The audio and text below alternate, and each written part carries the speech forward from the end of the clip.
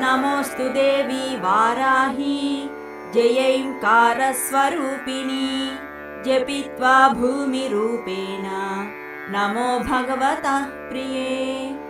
जय क्रोडास्तु वाराही देवी त्वां च नमाम्यहम्। जय वाराही विश्वेशी मुख्यवाराही ते नमः। मुख्यवाराही वन्दे त्वाम् अन्धे अन्धिनि ते नमः।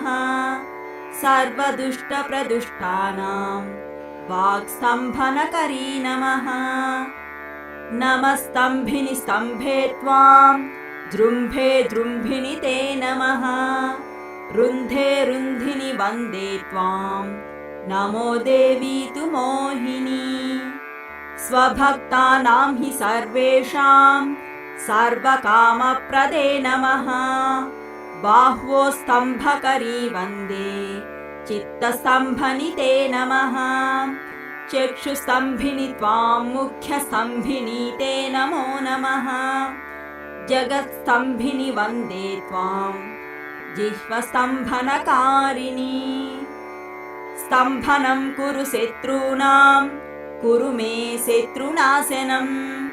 शीघ्रं वश्यं च कुरुते योग्नौ वाचात्मिके नमः। ठचतुष्टयरूपे त्वां शरणं सर्वदा भजे। होमात्मके फड्रूपेण जयाज्ञानने शिवे।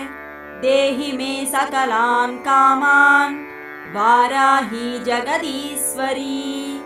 नमस्तुभ्यं नमस्तुभ्यं नमस्तुभ्यं नमो नमः।